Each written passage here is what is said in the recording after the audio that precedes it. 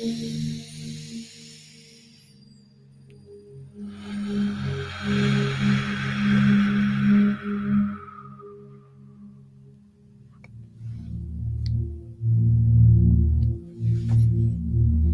morning, friends.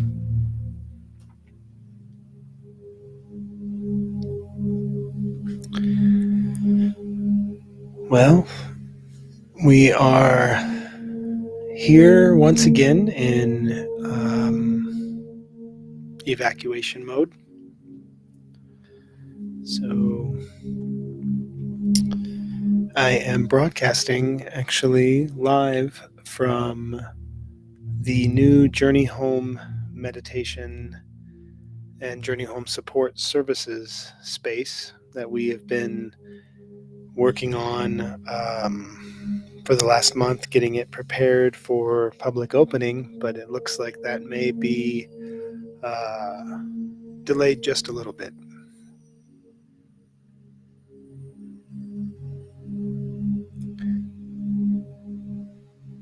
That's okay. It's good. It's good that we have this space to be in. My family is utilizing this space right now for our evacuation home, and I'm grateful, and I feel at home here. I feel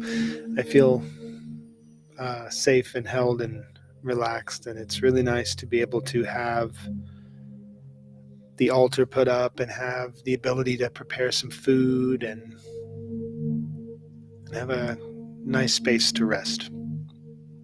I think rest right now is key to our health within the context of what's occurring in our immediate community here in Southern Oregon and Northern California with the wildfires.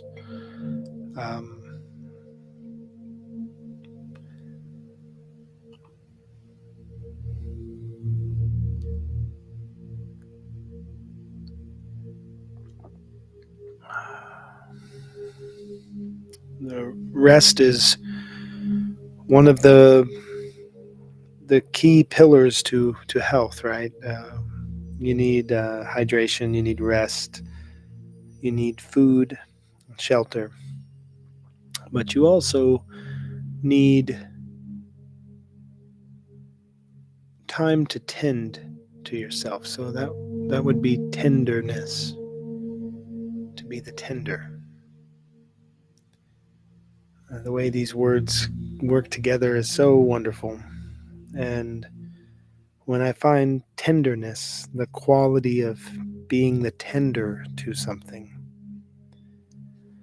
I find that it, more than nearly anything else, is the contributing factor to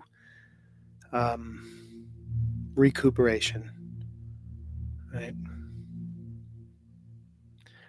Even this morning, I was moving through the space here that we've been working on clearing out and creating a open space for support groups and meditations and harm reduction and all of the services that we are working and building towards providing within the community. And I had this vision and this idea of this beautiful open empty space so that one could come in and sit down on a cushion on the floor and have an openness around them. And I feel like that openness allows for us to feel like there is room for us to grow outwards, right? When we're in these empty spaces, these beautiful cathedrals, temples, studios, and we're in these empty spaces, it's psychologically we find ourselves being able to relax in and unburden ourselves by allowing ourselves to open into that space. It's almost like the empty space gives us the room to just sort of yard sale our internal processes. And so I had this vision that I was working towards of creating, this soft, gentle, and open space. We've got the wood walls, we've got rugs, we've got this gorgeous floor with nice lighting around. And then, a couple weeks before we're set to open, start bringing people into this open space, we get evacuated at 7 in the morning, and now the space is filled. And it's filled with our belongings. And I found myself this morning having a difficult time incorporating that, sitting with this reality as being different than the one that I was cultivating. And then I found myself actually having resentment towards our belongings. These baskets of clothing and these totes of cooking items, and I had to stop, and I had to really reassess in the moment that these aren't belongings that are in the way, right? These are the things that give my family comfort. These are the things that give my family the ability to care for one another and for others. These are the things that give us the ability to make music and laughter, and the books that we read that either take us into these magical landscapes or bring us into more deeper knowledge of how to tend to one another. And that's when I wanted to begin to cultivate tenderness, to be the tender.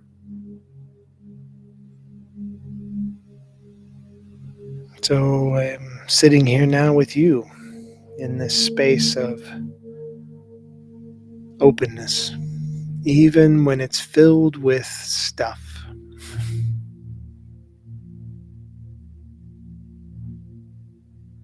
These belongings belong here right now. And they're not in the way.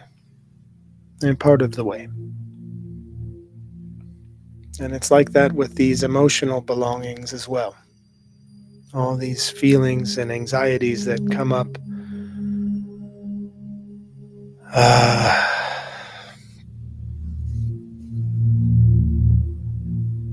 surrounding fire, surrounding evacuation.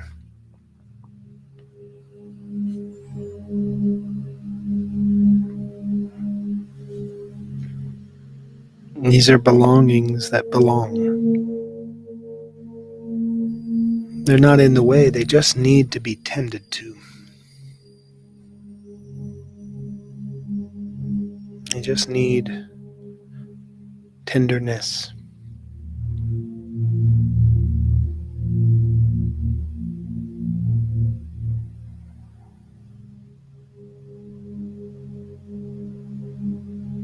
So I made a pot of tea this morning.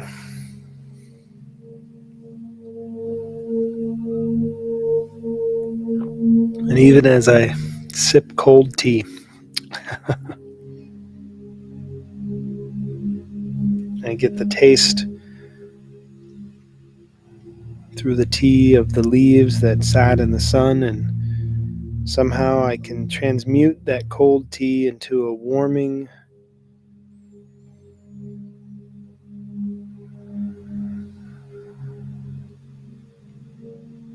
relieving balm.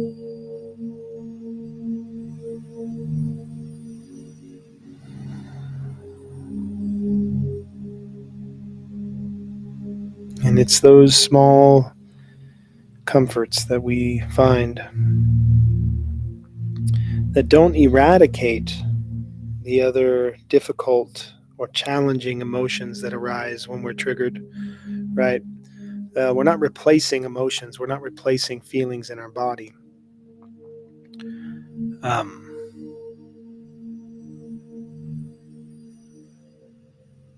no, they balance. They balance us.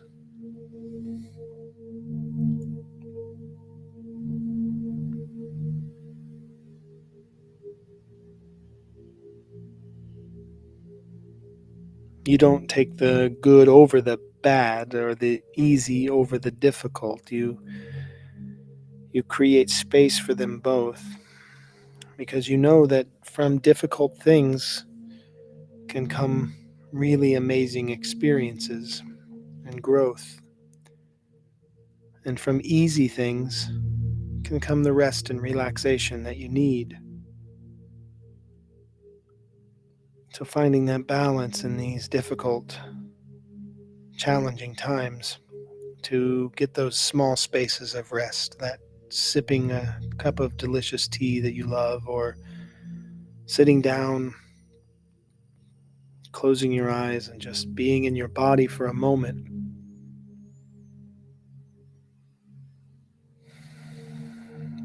We don't do this to get rid of any part of ourselves. We do this to welcome every part of ourselves so that we can accommodate and we can learn to be okay even when we're not okay.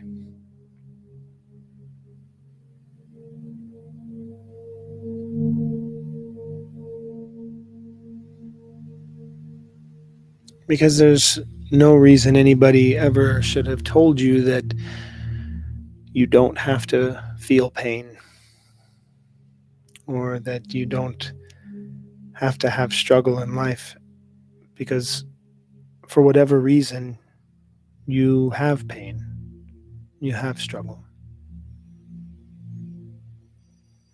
The Buddhists say that this body is made to get sick and it's made to die and it's made to go away, and that is suffering. And the recognition that this body is made to be sick, to get sick, made to get weak, made to deteriorate and to die, the acknowledgement of it, the embracing of that,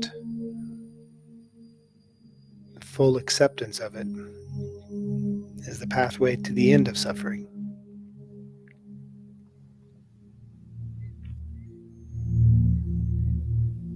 And I guess I find that to be true.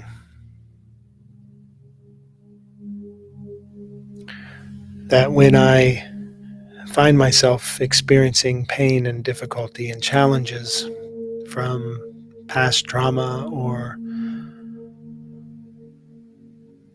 current trauma, current painful experiences, that when I am in my acceptance of this is what is right now, and this is temporary, and even as I experience it, it is shifting and changing and passing. And I can do this for a while. I can do this for a while. I'm okay. I can carry this burden for a while. I can experience exhaustion for a while. I can even have a bit of fear for a while. Then, even as I embrace that, it tends to open me up in a way that I can grow into the space that I'm in.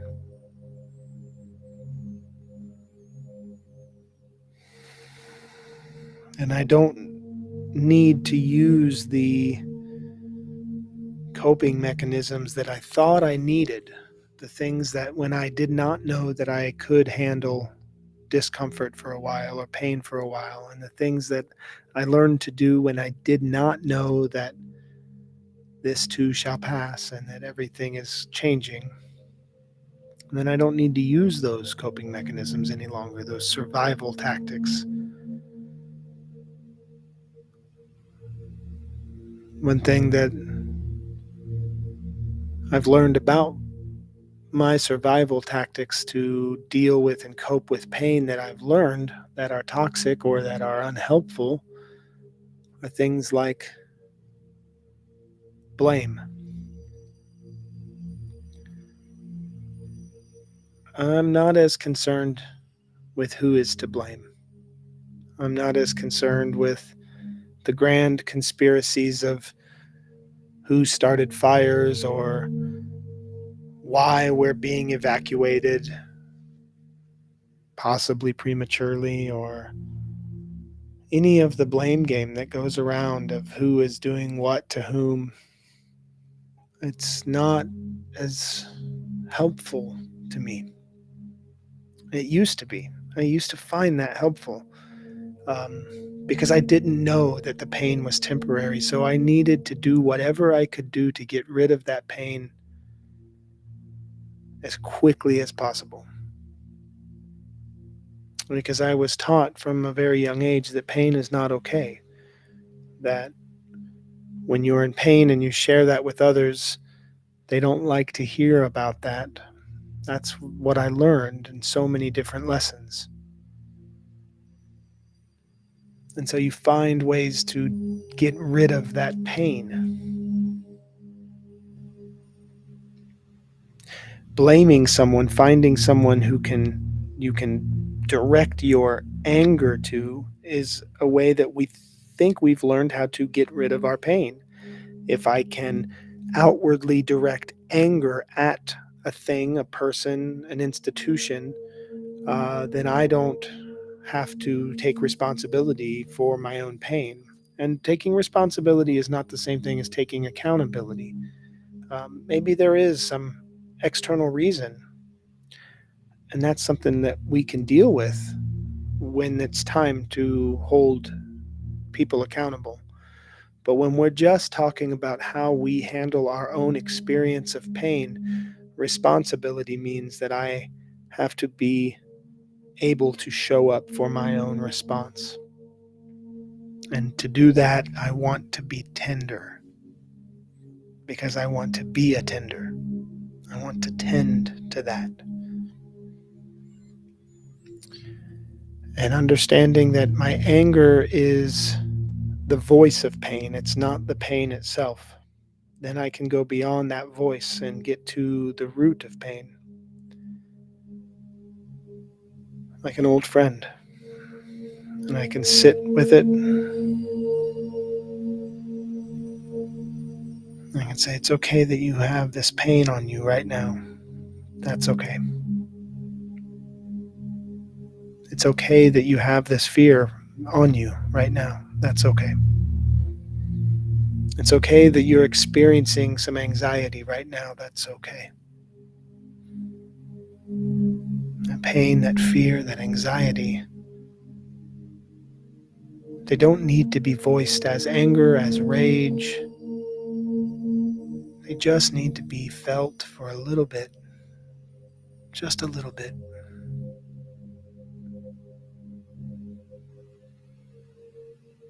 And even as you experience it, it is already shifting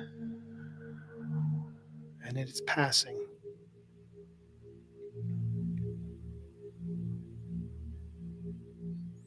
So while I know that many of us don't believe that we are able to handle any more pain, any more discomfort, any more anxiety, any more insecurity or unsureness,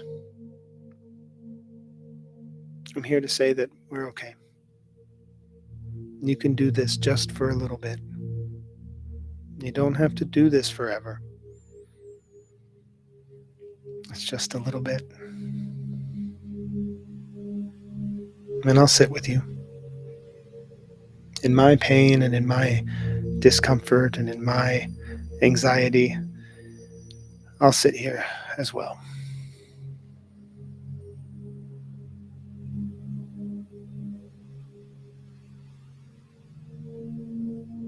So let's find a position in our body right now that we can begin to welcome in balance and find an opening to allow ourselves to expand.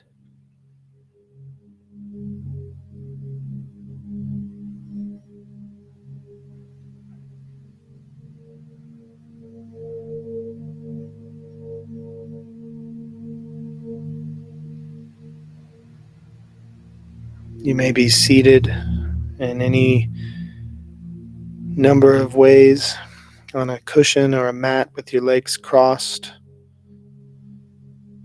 or your feet extended, or on a chair, couch with your feet to the floor. Perhaps you're lying on the ground on a mat or a rug, or in a bed or on a couch.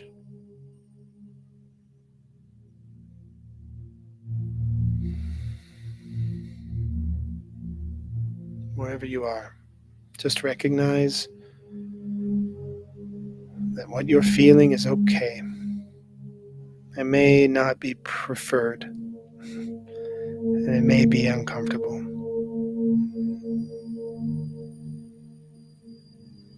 But just breathe in through your nose, right into the bottom of your belly,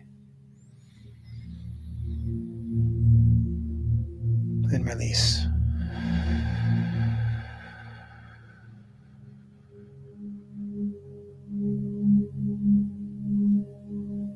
Feel the release.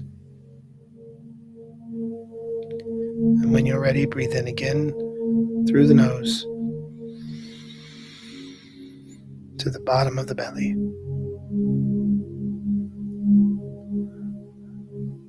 And when you're ready, release.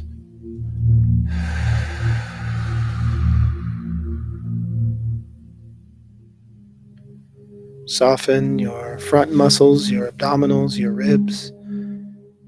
Slowly in through the nose, all the way to the bottom of your belly.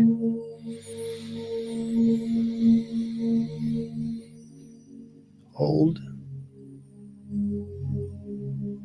And when you're ready, release.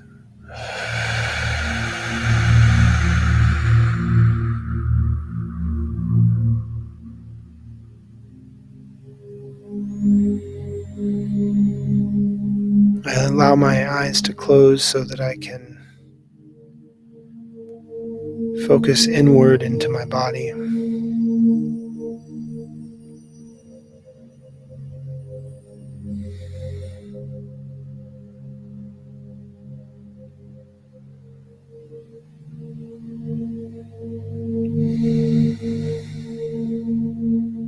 Feel the power of your breath as you slowly breathe in and out, and it radiates from the core of your body outward all the way to the tips of your fingers and toes.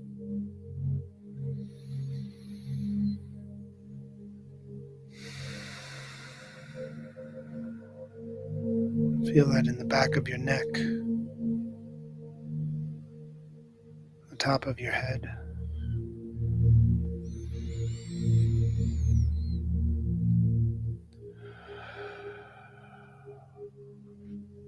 Feel it as it brings a quiver to your chin.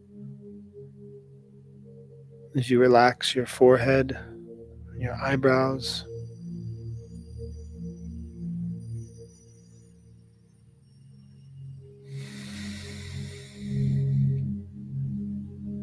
allow your tongue to come away from the roof of your mouth.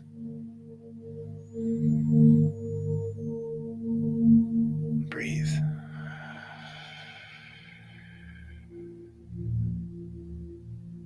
Relax the shoulders, lengthen the spine, straightening out the front of your body. Lean back just slightly, chin up.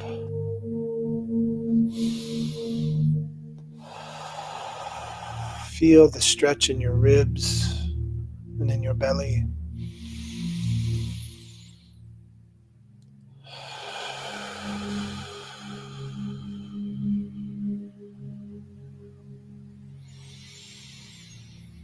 Return to an upright position and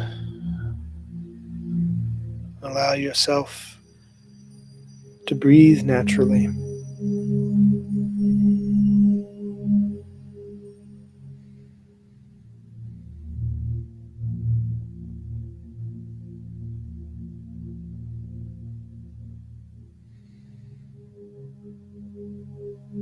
Even now, this is passing.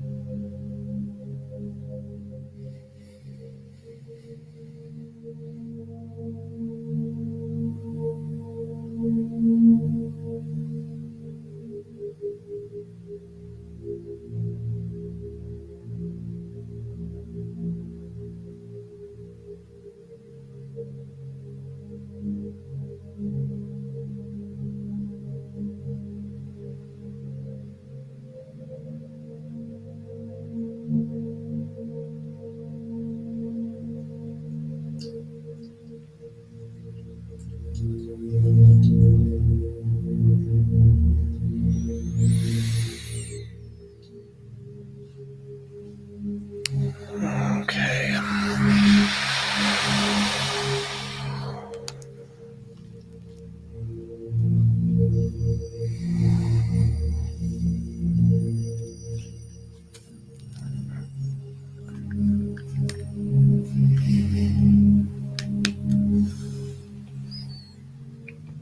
It can be challenging to hold yourself into the same practice that you have one day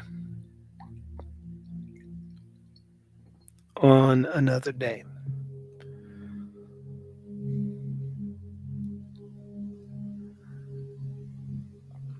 And that's okay. Some days your mind is more free to release, and your body is more ready to accept and receive. And other days you have experiences that you are already receiving. And this is where the practice becomes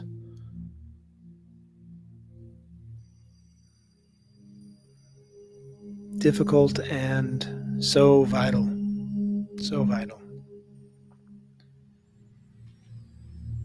Because just like this morning, as I was moving through this evacuation space that I'm sleeping in with my family, and I'm feeling the discomfort of our belongings being, out and in the way and all together. It's the practice that allows me to come back and transform my vision of things being in the way and this being on the way. This is on the way. This is on the way. That's it. That's what I'm doing right now. This fire, this evacuation, this politically tumultuous time, this economic struggle, whatever it is that's happening in the moment that feels like it's taking you out of your practice is bringing you right to your practice. If the sound of the meditation bell comes in the form of traffic in the road or dogs barking or the warning signals of an app on your phone letting you know that it's time to leave, whatever it is, that's the meditation bell.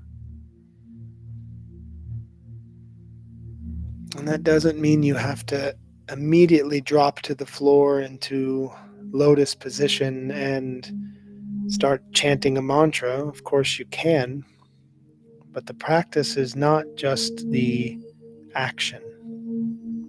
The actions, the methods, these are part of the practice because it takes us out of what we normally would be doing and brings us into a place of recognition that we're doing something different now. But that's a method, and it's a helpful method. It's helpful to have the cushion. It's lovely, and it's helpful to have the Sangha surrounding you in person, and it's helpful to have the open space and the gentle sounds of chanting and beautiful bells. But sometimes the meditation bell comes in the form of an angry person speaking to you in a way that feels obtuse or intrusive, and it's triggering, and it brings you right to the core of who you are.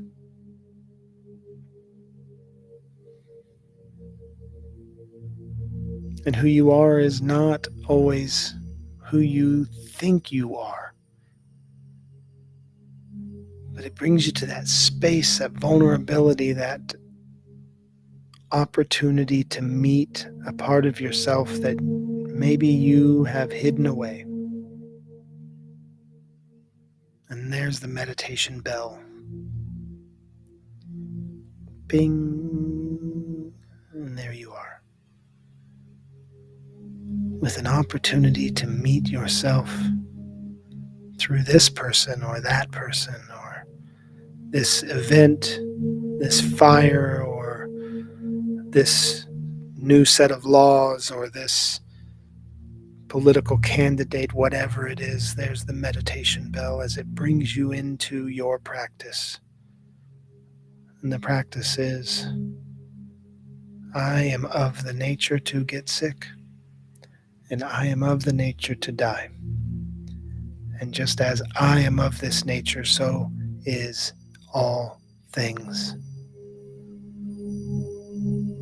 And this too is dying. And this too is passing. Already.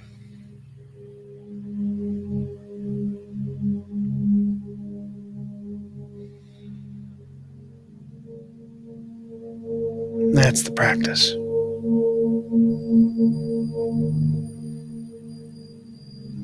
I can do this for a little while. So thanks for joining.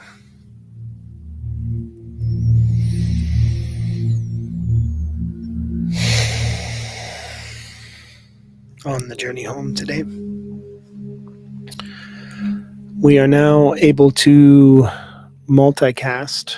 But once again, we have a space with a high enough internet speed that we can broadcast onto YouTube and the Facebook groups and pages, as well as Twitch. And I'm excited for that. And we are in the new space. I could actually show you what an evacuation camp looks like. Let's see.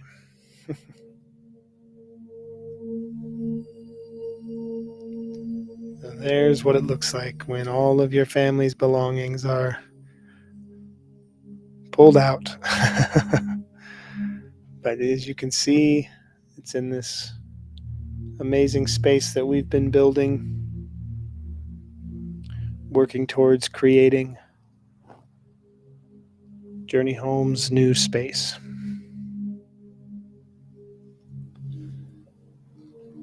So, in some ways, that messiness, that's you're seeing the inside of my mind. There is a correlation between what we have surrounding us and how we decorate the walls of our thoughts. But hopefully, this evacuation will only take as long as it needs. And we'll be back into our homes, and this space will once again transform from an evacuation camp to a open space of invitation and healing for all, for any who want to come inside.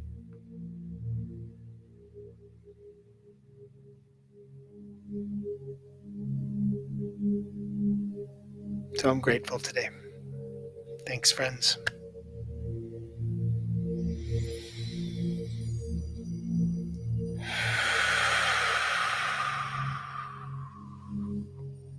Hariom.